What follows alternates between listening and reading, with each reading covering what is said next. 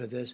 What we've done, nobody can even imagine. And by the way, I've had governors tell me, including Democrat governors, they said, we can't believe you've been able to do this. And you go to other countries, and we're not only competing against states, because we don't want to compete against states. We've had a couple of cases where states were buying, we were buying, and I said specifically, because I heard about it, pull back, let the state buy it.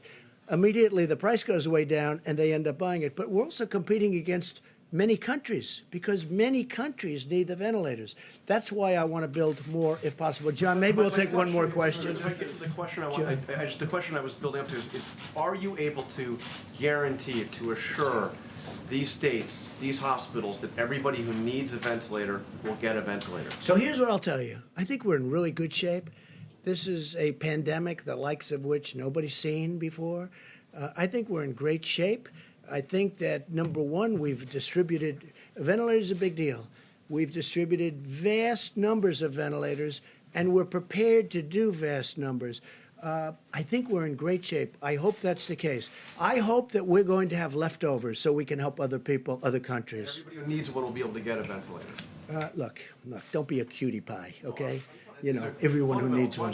Nobody's ever done what we've done. Nobody's done anything like we've been able to do. And everything I took over was a mess. It was a broken country in so many ways other than this. We had a bad testing system. We had a bad stockpile system. We had nothing in the stockpile system. So I wouldn't tell me what like being a wise guy. Go ahead. Mr. President, you signed a bill today the size of which could choke an entire herd of horses. And before you even had a chance to put pen to paper, people were already talking about the need for Phase 4. Yeah. Do you see a need for Phase 4, and where do you think the priorities would lie? There may be something where we're going to have to help states, because the states have been hurt very badly. And the beautiful thing about our country is $6.2 trillion, because it is 2.2 plus 4.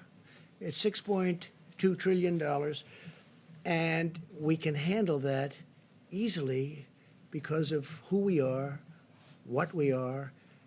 It's our money. We are the ones. It's our currency. We can handle it, and we can handle. I watched Jerome Powell the other day, and he did a good job. He said, "We'll do whatever we have to do." John, we have to do whatever we have to do. Where do you see the priorities being? The priorities: life and safety, and then the economy. Life and safety. Does the Easter goal stick? It seems like earlier in the week you said we love Easter, but now it seems like it could be longer. A lot of things We're can. heading into a long weekend. Yeah. What do you tell those folks who think they're going to have to wait this out for a while? I tell them, if it's your life, then it's your safety. And if we need more time, they're not going to have a problem waiting it out. It's life, it's safety, and it's our country. But we have to take care of people. At the same time, we want to get them out. They want to get out. Our country was built on that. But we have to make sure it's safe, and everyone knows that. Okay, one more question, please. Has your thinking changed over the last 30 days? Thank you. Go Both the World Health Organization, as recently as today, and your own health officials have said that any treatments that we use for coronavirus should be scientifically demonstrated to be effective.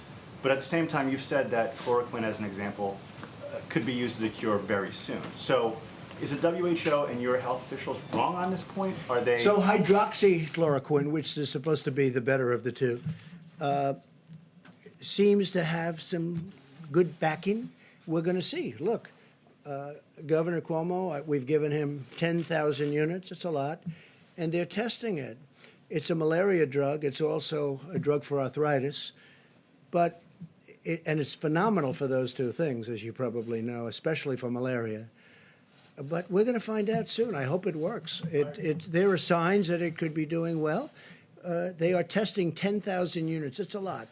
And I tell you what, I want to thank the FDA because they approved it immediately. Based on the fact that it was already out for a different purpose, they approved it immediately. So, look, hydroxychloroquine is a very powerful drug for certain things. And it's a very successful drug. There's reason to believe that it could be successful here. Now, the reason I disagree with you, and I think Tony would disagree with me, but the reason I disagree with you is that we have a pandemic. We have people dying now. If we're going to go into labs and test all of this for a long time, we can test it on people right now who are in serious trouble, who are dying. If it works, we've done a great thing. If it doesn't work, you know, we tried. But this is not something that's going to kill people. So we can go in and we can test, and we can take our time. When I was with the FDA, you know, they indicated that, well, we'll start working on it right away, and it could take a year. I said, what do you mean a year? We have to have it tonight. If we don't have it tonight, I want to test it immediately because it's on the market in a different form. So we know that. So from a safety standpoint, at least, we know that. But you're talking about giving it to people who in many cases are dying. So we want to do it the way. This is sort of like right to try. We got right to try approved. For 44 years or more, they couldn't get it approved. We have the best labs, the best doctors. They couldn't get it. I got it approved. Now, if somebody's terminally ill, and if we think we have something that's going to work, we can actually use it. They can use it. And I'll tell you what, you ought to do, when this is over, you got to do a story on that, because we have had some tremendous results. Just before you go, could I ask you something that just popped on Wall Street Journal? It says, headline, the Trump administration plans to suspend the collection of import tariffs for 3 months, according to administration officials. True or not true? It's not even talk to me about it. Just more fake news, John. Look, not even talk to me. They're talking about, the only one I've heard that from, like as an example, China pays 25% interest on $250 billion worth of product that they send in. That's a lot. Everybody keeps saying, oh, are you going to suspend the tariffs? Well, the answer is no, but President Xi never even brought it up last night. It wasn't even discussed. It's fake news. Tell the Wall Street Journal. You know, the Wall Street Journal does a lot of fake news, too. It's pretty amazing.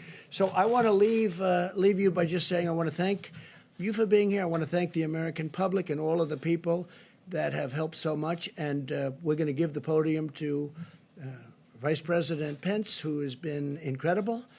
And if he's tired and if he's not answering questions like he should, we have a great reason, because he hasn't slept in about 4 weeks.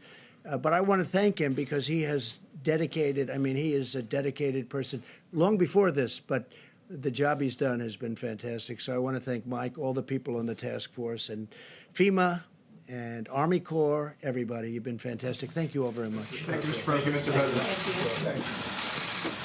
Thank you.